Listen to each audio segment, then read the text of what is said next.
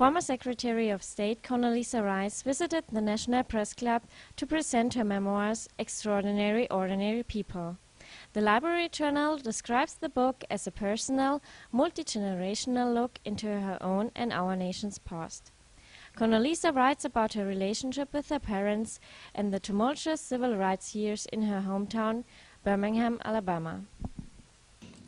Her book tells the highly personal life story of someone who grew up in Birmingham, Alabama, which Rice describes as the most segregated big city in America, where one of her childhood friends, with whom she played dolls, was among 4 young girls killed when a Ku Klux Klan bomb exploded at a church in 1963.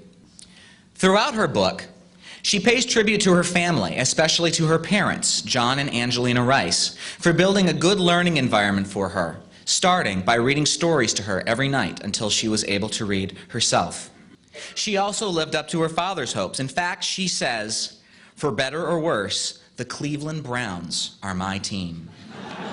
Well, it is indeed a pleasure to be back in Washington. I've now been out of office for quite a long time, and I have to say I'm getting very accustomed to reading the newspaper and being able to say, oh, isn't that interesting, and not thinking that I have to do anything about what's in it. Condoleezza Rice pays tribute to her family in her new memoirs, Extraordinary Ordinary People. She also reveals the secret of her extraordinary name. My name, Condoleezza, is because my mother wanted her child to have a musical name. Now, to be sure, had I been born a boy, I was going to be named John after my father. But my mother found Condoleezza, Condoleezza, meaning with sweetness, and gave her daughter a musical name.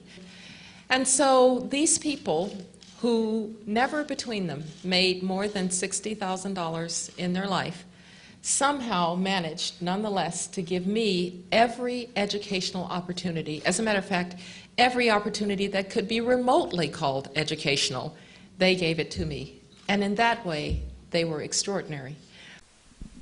Condoleezza Rice discusses the enormous challenges the civil rights years brought to her hometown in Birmingham, Alabama. I can remember coming home one night with my parents. We'd visited my grandparents, and a bomb went off, a loud explosion, just as we were pulling up to the door.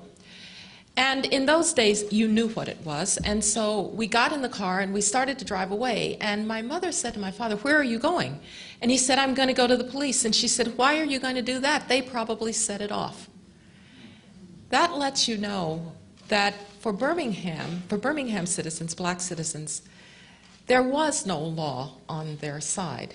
When I returned to Birmingham as National Security Advisor, and my aunt gave a party for me, inviting my childhood friends and my teachers, everyone was black, but the caterers were white. And I said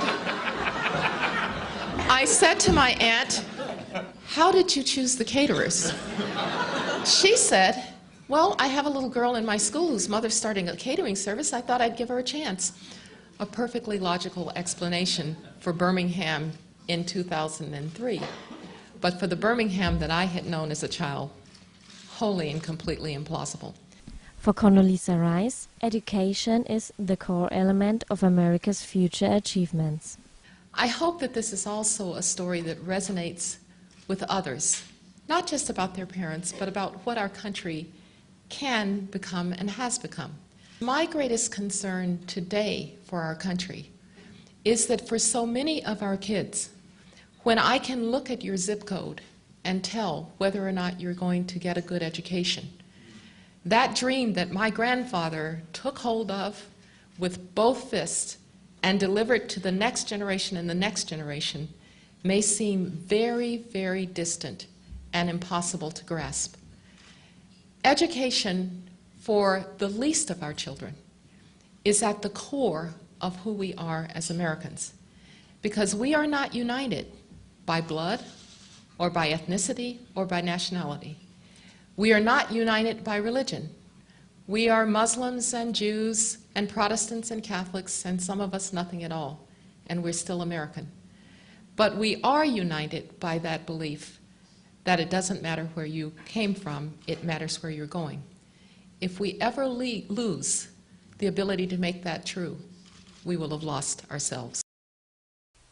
This has been Julia Pickel for the National Press Club, the world's leading professional organization for journalists.